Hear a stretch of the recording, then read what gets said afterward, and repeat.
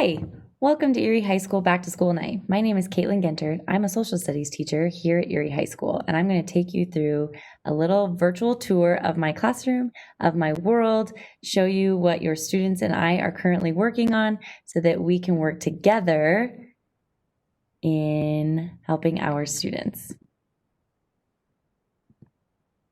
My name is Kaitlyn Gentert, and like I said, I'm an Erie High School social studies teacher. I teach AP Human Geography, AP United States History, and AP Research. What that means is that I get to work with students grades 9 through 12. So let me tell you, there is never a boring moment in Miss G's classroom, and that is something I am incredibly grateful for. At this point in time when you're watching this, I've already spent a few weeks with your student, and we are already creating memories, laughter. We're already getting into the nitty-gritty of our courses. We're learning, we're working hard, and I am having so much fun with your students.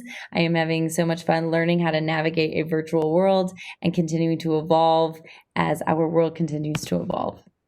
This is my 11th year at Erie High School and my 11th year of teaching. I actually student taught here, and I'm in the room that I student taught. This is my third classroom in the building, and I was so excited to finally get to this room. It's where I feel at home. It's where I was raised and mentored as a teacher. It is where I love creating memories with your students. It is my dream come true career. I didn't know that as a kid, but as an adult, I know that it is my purpose to be with your students every single day. So it is my joy, honor, and privilege to work with your students, and I thank you so much for trusting me with them. I want to take you through my world a little bit so you can see what it looks like for your students and I. The key to success, which I'm sure you're experiencing, is Schoology. Regardless if we are virtual or if we are in person, my Schoology is the key to success, and it's something I train the students on very adamantly. This is what it looks like if you're in any of my classes. This is what a home screen looks like for each class. At the very top, you will see a basic class information folder. This is where you'll find the syllabus, and most importantly, if your student's in AP Human Geo or AP US, you will find the table of contents. In those two classes, we are keeping a spiral notebook where we keep every single thing we do in the class, from class notes to activities to homework assignments. That table of contents lists every single activity, the date it was completed, and the page number in their notebook. I'm highly organized. This is my effort to help them become highly organized, and it keeps us on the same page. It also helps with absences as well.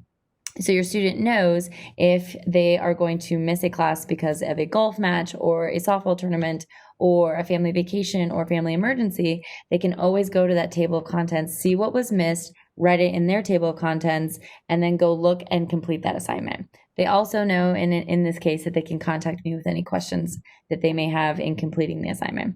So if you're curious about what we're doing, go to that table of contents and take a look. You'll be able to see every single assignment. It's also fun to ask them to see their table of contents. It's something I do on a semi-regular basis so that at any moment I can check and make sure we're keeping up with that table of contents. But it's a great way to keep them organized and hold them accountable as well. Moving on past there's a folder for each unit that we'll work on as well. Everything they could possibly need for the unit will be in this folder, from links to Google Slides, to handouts, to video links. Everything that we use in that unit will be in that folder. This is helpful if a student needs to stay home for a while, or if the student's going to be absent, they know to look in this folder for whatever they may need. Schoology is also used for posting information about each and every single class. I think consistency is key. I know how much I thrive on routine, and I think our teenagers thrive on routine as well. So before they walk into a classroom, before they log into class for the day, this will be posted. It will be posted what we're doing that day and what the homework will be due for the next day. So for example, I took a screenshot of this that said Tuesday, 9:15, we're working on population pyramids and intro to the DTM in AP Human Geo. And then your homework is listed there as well. It looks like this every single time. Like I said, consistency is key.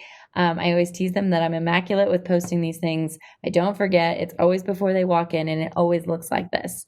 That way they know ahead of time, oh, I have a golf match, or I have a performance, I have an orthodontist appointment. They can look ahead of time, and when they come to class, the period after they missed, they can say, not only do I have the homework for the class period I missed, but I also have the homework that is due today because I saw it on Schoology. It's helping them be more accountable and take more accountability for their lives as it's constantly changing and evolving. It's a beautiful system once we get everybody onto it. At this point in time, everyone is pretty strong in following this. this and sending me emails that I'm going to be out of town, but I saw in Schoology that this is due. I have one question. That communication seems to be working really well.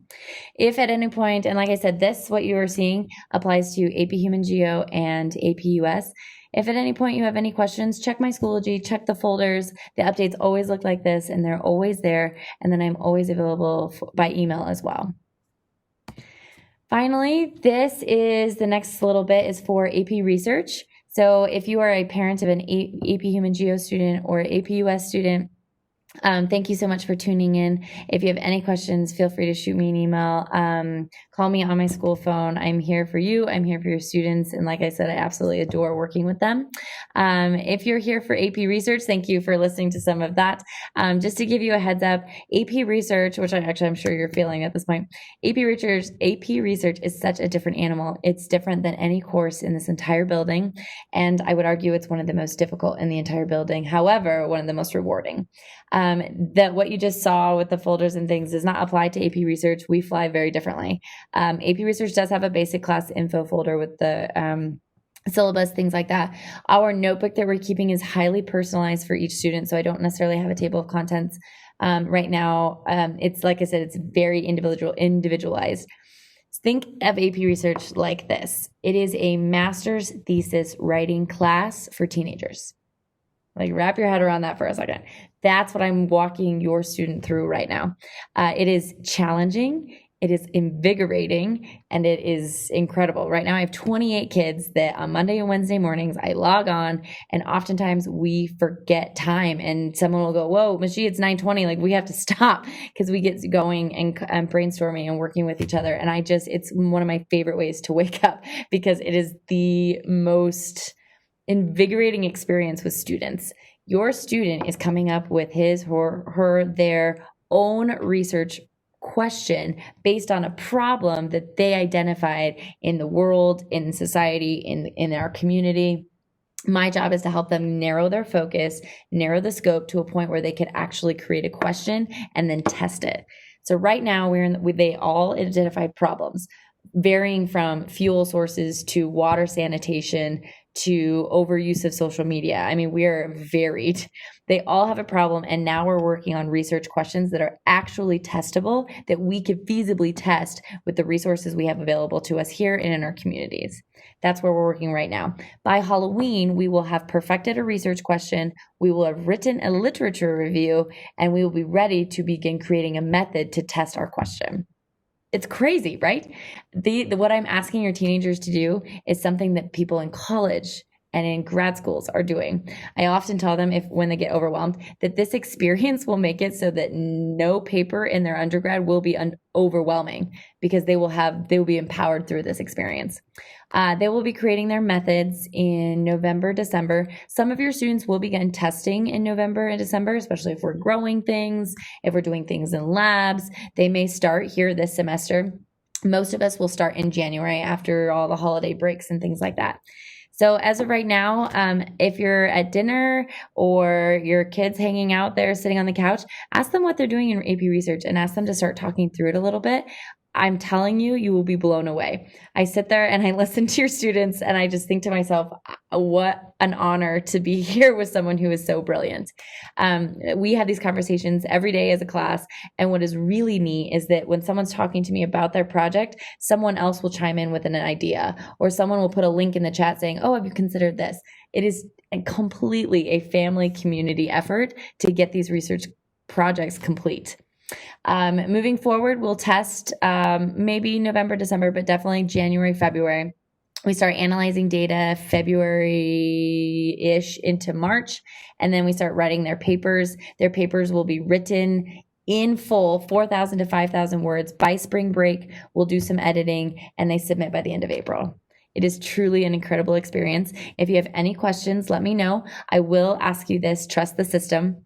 It is a crazy system, but I've got them. I've got your kids. I've got their backs. We will do this. No one gets left behind on my watch.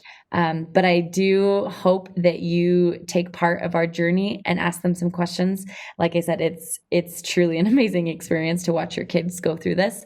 When we get closer, I will invite you to listen to them defend their research in their oral presentations that will happen in May. So as we get closer, I'll invite you to that. I hope you take part of it. It's amazing. It's something that they will remember forever, and it's something that I hope you take awe in watching them as well. Thank you so much for tuning in. Like I said, my name is Kaitlyn Gentert. I am available for your students at all times, basically, and then I'm here for you as well. Thank you so much, and here's to an incredible school year filled with fun challenges, joy, and excitement.